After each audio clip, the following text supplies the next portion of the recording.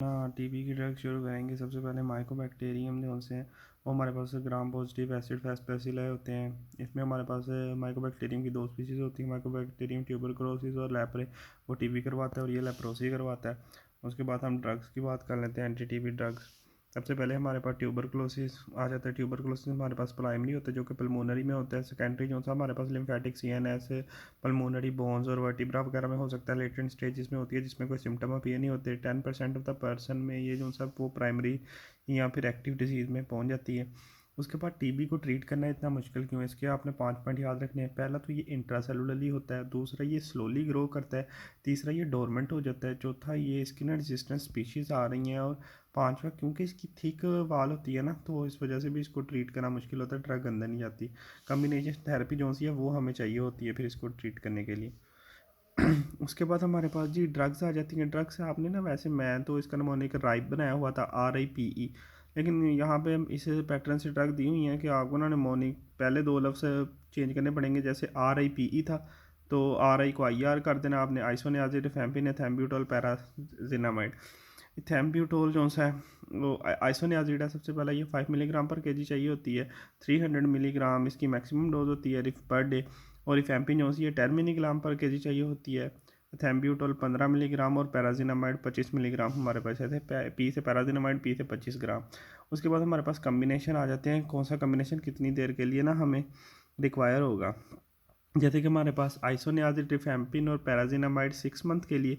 फिर लास्ट वाले आपने लेने हैं रिफैम्पिन पैराजिनामाइड और थैम्ब्यूटोल भी 6 मंथ के लिए।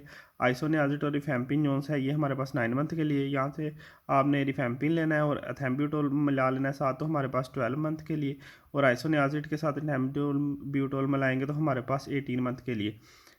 ये हमारे पास हो गए पहले आइसोनियाजिड, रिफैम्पिन और पैराजिनामाइड। फिर वहाँ से आखिरी दो लफ्ज़ लेके जहाँ से मैंने आपको बताया वैसे हमने कर लेना है।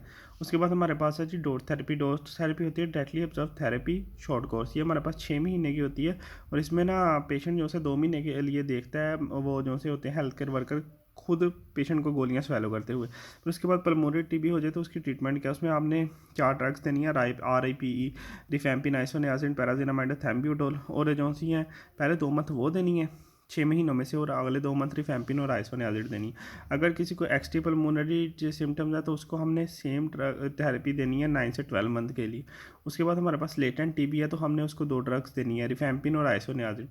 आइसोनियाजिड जैसे कि आपको पता है पहले भी मैंने बताया, आइसोनियाजिड जो सी होती है इसकी 300 मिलीग्राम पर डे डोज देंगे 9 महीने के लिए। और रिफैम्पिन जो सी है वो 600 milligram per day for 4 month. मसलन पहले हम 4 महीने इन दोनों को इकट्ठा चलाएंगे, फिर जो सी आइसोनियाजिड है वो और मज़ीद 5 महीने चलेगी। उसके बाद हमारे पास जी प्रेगनेंसी में हमने राइप, रिफैम्पिन, आइसोनियाजिड, पैराजिनामाइड, थैम्ब्यूटोल 9 महीने के लिए दे देनी। उसके बाद आइसोनियाजिड का मैकेनिज्म ऑफ एक्शन। आइसोनियाजिड जो सी होती है ना ये इनएक्टिव फॉर्म में होती है। कैटलेज पर ऑक्सीडेज की मदद से एक्टिव फॉर्म में जाएगी। वहाँ से कैसा और ACPM की मदद से हमारे पास ये माइकोलिक एसिड की सेंथिसिस को इनहिबिट करेगी और उसके बाद सेल वॉल सेंथिसिस में को इनहिबिट कर देगी। बैक्टीरियोसिडल ड्रग्स होती है ये। उसके बाद हमारे पास जी इसकी रेजिस्टेंस कैसे डेवलप होगी। रेजिस्टेंस आपने इधर से देख लेनी है, या तो इस जीन में म्यूटेशन आ गई है, इन जीन्स में म्यूटेशन आ गई है। तो इन तीनों जीन में अगर म्यूटेशन आ गई है तो हमारे पास ना ये ड्रग जो सी है वो इसका मसला बन जाएगा। जैसे कैट जी कैसा और HPC जीन में म्यूटेशन आ गई है। उसके बाद जी इसका स्पेक्ट्रम क्या होता है। स्पेक्ट्रम जितनी भी आपने ड्रग्स पढ़नी है उसमें हमारे पास एक तो माइकोबैक्टीरियम और एक एटिपिकल MLC, उसका ये स्पेक्ट्रम होता है आइसोनियाजिड का। फिर इसके स्लो एसिटाइलेटर होते हैं मेटाबॉलिज्म में, फास्ट एसिटाइलेटर्स होते हैं। ब्लैक्स जो से होते हैं वो इसके स्लो होते हैं और एशियन इसके फास्ट होते हैं एसिटाइलेटर्स। आइसोनियाजिड में ना आपने याद रखना है कि इसके साथ हमेशा अपने पेशेंट को ना विटामिन B6 देना है, क्योंकि ये उसको ना एक्सक्रीशन को ज़्यादा करता है।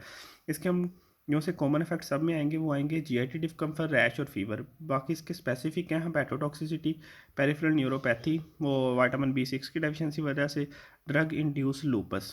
और उसके बाद हमारे पास ये इंजाइम की इनहिबिशन कराता है। आगे आप देखेंगे कुछ ड्रग्स हैं वो इंजाइम को इंड्यूस कराती हैं। रिफैम्पिन R से आपने याद रखना है, इसने RNA पॉलीमरेज को इनहिबिट करना है, ट्रांसक्रिप्शन इनहिबिट करनी है और मैसेंजर RNA की सेंसिटिव नहीं होने देनी है। बैक्टीरियोसिडल है ये भी ड्रग। उसके बाद हमारे पास आ जाता है जी रिफैम्पिन। रिफैम्पिन जो सा होता है यही जो सी पीछे आपने जो सी हमारे पास जीन है जिसके साथ ये बाइंड करता है, आरएनए पॉलीमरेज पे कोई रिसेप्टर होगा ना जिसके साथ ये बाइंड कर रहा है, उसमें म्यूटेशन आ गई तो हमारे पास ये मसला बन जाएगा। उसके बाद हमारे पास स्पेक्ट्रम इसका क्या है जी, वहाँ पे सेम स्पेक्ट्रम टिपिकल एटिपिकल इसमें ग्राम पॉजिटिव और नेगेटिव भी हो जाएंगे। अब इसमें हमारे पास अगर देखा जाए तो टिपिकल में TB, leprosy, MLC, gram positive में स्ट्रेप्टोकोकल, स्टेफिलोकोकल। इसका जो बहुत इंपॉर्टेंट पार्ट है ना वो ये है कि ये मेनिंजोकोकल और स्टेफिलोकोकल की रेडिकेशन करता है जो उसकी कैरियर स्टेट होती है। और नेगेटिव में हमारे पास एच1 इन्फ्लुएंजा। पहले हमने आइसोनियाजिड पढ़ी सिर्फ, उसमें टिपिकल एटिपिकल थे, फिर उसमें हमने रिफैम्पल पढ़ी, उसमें टिपिकल भी हैं, एटिपिकल भी हैं, ग्राम पॉजिटिव भी हैं और हमारे पास ग्राम नेगेटिव भी हैं। उसके बाद एडवर्स इफेक्ट, वो जो सी आइसोनियाजिड थी उसके हमारे पास स्पेसिफिक एडवर्स इफेक्ट जो से थे, एलर्जी, फ्लू लाइक सिम्टम, ये तो सारे सेम ही है ना, जीआईटी डिस्टर्बेंस। उसका हेपेटोटॉक्सिक थी, ये भी हेपेटोटॉक्सिक है। उसमें हमारे पास ना इसमें ऑरेंज कलर ऑफ यूरिन आ जाता है, वैसे आर से रंगीला, orange colour of urine, sweat, saliva and tears.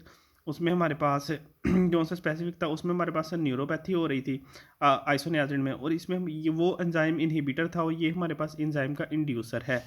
उसके बाद हमारे पास आ जाता है जी एथेम्ब्यूटोल। एथेम्ब्यूटोल एक ड्रग है जो कि बैक्टीरियोस्टेटिक है।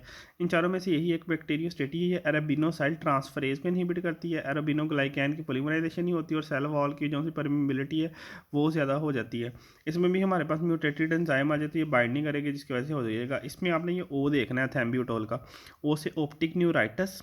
और जो से पेशेंट होते हैं ना जिनको कम्युनिकेशन का मतलब बच्चों में ये कम देते हैं, क्योंकि अगर आप उनको दे जाओ उनको पता ही नहीं चल, वो ड्रग का बता ही नहीं आपको सकते कि मुझे ऑप्टिक न्यूराइटिस या मुझे सुनने में प्रॉब्लम हो रही है, मुझे कलर ब्लाइंडनेस हो रही है, तो इन पेशेंट में नहीं देते। उसके बाद ये पैराजिनामाइड। पैराजिनामाइड जो ये भी प्रो ड्रग है। आगे हमने पीछे प्रो ड्रग बनी आइसोनियाजिड जो कि कैट जी की मदद से हो रही थी, फिर कैसा, फिर ACMP की मदद से हमारे पास हो रही थी। ये हमारे पास है पैराजिनामाइड। पैराजिनामाइड जो है पैराजिनामाइडेज पैराजिनोइक एसिड में, जो कि ट्रांसपोर्ट और एनर्जी मेटाबॉलिज्म को डिस्टर्ब करती है। उसके बाद हमारे पास आ जाती है जी, ये हमारे पास इसके हमने जो सा पीछे पढ़ा था ना, हमने पीछे पढ़ा था पैरासिनामाइड जो है, इसका स्पेसिफिक ये है कि ये हमारे पास ना स्टेरिलाइजिंग एजेंट है और ना एलिमिनेट रेजिड्यूअल इंटरसेलुलर ऑर्गेनिज्म को एलिमिनेट करने के लिए यूज़ होती है। इसमें हमारे पास वो पैरासिनामाइड डेज की एंजाइम जो है उसकी अगर म्यूटेशन हो जाए तो ये उस पर काम नहीं करेगी, वो एक्टिव नहीं करेगा ड्रग को, तो ड्रग काम नहीं करेगी। पहले 3 की तरह GIT डिस्टर्बेंस स्किनर है, सब में कॉमन है, ठीक है।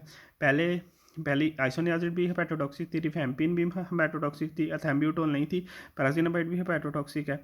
जो उसका स्पेसिफिक वर्स फैक्ट था पहली का आइसोनियाजिड का, वो लूपस करवा रही थी और साथ में हमारे पास वो लूपस करवा रही थी।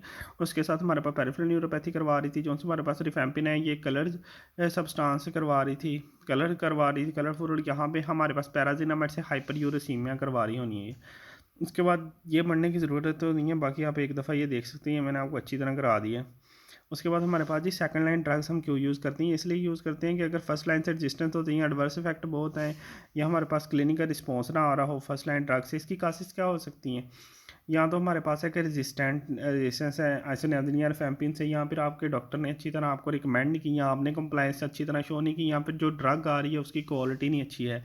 फिर उसके बाद हमारे पास सेकंड लाइन ड्रग में 4 ग्रुप आ जाते हैं। ग्रुप ए में लिवोफ्लोक्सासिन, मॉक्सीफ्लोक्सासिन और गैटिफ्लोक्सासिन। ग्रुप बी में अमाइनोग्लाइकोसाइड, स्ट्रेप्टोमाइसिन, एमिकामाइसिन, कैनामाइसिन। उसके बाद हमारे पास ग्रुप सी में एथोनिमिडे, इथोनामाइड, प्रो इथोनामाइड, साइक्लोसिरीन और सल्फो सल्फ क्लोफेजिमिन। हमारे पास एथोनामिडेट, इथोनामाइड, प्रो इथोनामाइड, क्लोफेजिमिन और साइक्लोसिरीन। एथोनामाइड, प्रो एथोनामाइड, क्लोफेजिमिन और साइक्लोसिरीन। ग्रुप डी जो सा हमारे पास है, इसमें हमारे पास आपने ना रिफा से याद रखना है, रिफाब्यूटिन, रिफापेंटिन। उसके बाद हमारे लिंजोलाइड, बेटाक्वाइलिन और पैरामाइनोसल्साइलिक एसिड। ये हमारे पास रिफा से आप याद कर रखेंगे तो इंशाल्लाह आपको याद रह जाएगा। उसके बाद हमारे पास है जी ये ड्रग के मैकेनिज्म ऑफ एक्शन हम देख लेते हैं। सबसे पहले इथोनामाइड और प्रो इथोनामाइड जो सा ये आइसोनियाजिड जैसा इसका मैकेनिज्म ऑफ एक्शन होता है। साइक्लोसरीन जो सी होती है सेलवाल इनहिबिटर है। क्लोफेजिमिन जो सी है DNA सेंसिटिव इनहिबिटर है। PA-सल्साइलिक एसिड जो सा वो पैबा का इनहिबिटर है। बीटा क्वालिन जो सा वो ATPase सिंथेज का इनहिबिटर है। उसके बाद हमारे पास डेलामैनिड जो सा हमारे पास सेलवाल सिंथेसिस इनहिबिटर है। लिंजोलाइड प्रोसीन सिंथेसिस इनहिबिटर है। रिफाब्यूटिन, रिफापेंटिन, रिफैम्पिन जैसे इसका मैकेनिज्म ऑफ एक्शन होता है। फिर बैक्टीरियोसिटल में मैंने आपको बताया था आइसोनियाजिड, रिफैम्पिन, पैरासिनामाइड, और रिफाब्यूटिन, ये हमारे पास सारे बैक्टीरियोसिडल होते हैं। उनमें से सिर्फ जो सा हमारे पास होता है ना वो एथम्ब्यूटोल, वो बैक्टीरियोस्टेटिक होता है। बाकी जो से आइसोनियासिड एसिड पैराजिनामाइड भी हमारे पास लो कंसनट्रेशन में वही होते हैं। उसके बाद हमारे पास लेप्रोसी की ड्रग्स आ जाती हैं जी।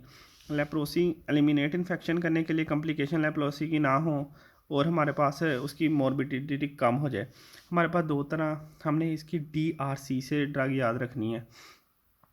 DRC मतलब डॉक्टर क्लोफेजिमिन से आपने याद रखना है। डॉक्टर जो सी है वो हमारे पास पोसो बैसिलरी में यूज़ होती है 6 महीने के लिए, और मल्टी बैसिलरी लेप्रोसी में हमारे पास ये डॉक्टर क्लोफेजिमिन यूज़ तीनों होनी है। क्लोफेजिमिन का मैकेनिज्म ऑफ एक्शन मैंने आपको पीछे भी हम करके आए हैं। ये हमारे पास DNA सेंसिस इनहिबिटर होती है। आगे हम डिटेल में चलते हैं। डेप्सोन जो है हमारे पास डाईहाइड्रोपिटोरिएट सिंथेज को इनहिबिशन करती है और एंटीफोलेट की तरह एक्ट करती है। ये इम्यूनोसप्रेसिव और एंटी इन्फ्लामेटरी होती है। इसमें आपने सारे रखने हैं एनीमिया से related, haemolytic anaemia, methaemoglobinaemia, aplastic anaemia, hepatitis, neuropathy. फिर उसके बाद क्लोफेजिमीन है।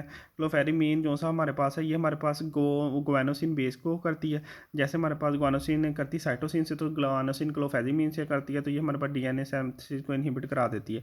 उसके बाद क्लोफेजिमीन आपने कलर से याद रखना है। Skin discoloration of the sweat sputum urine, skin sweat sputum. और उसके बाद हमारे पास है कॉर्नियल डिस्कलरेशन, GAT इरिटेशन तो आपको पता है। बाकी ये हमारे पास कंप्लीट हो गया।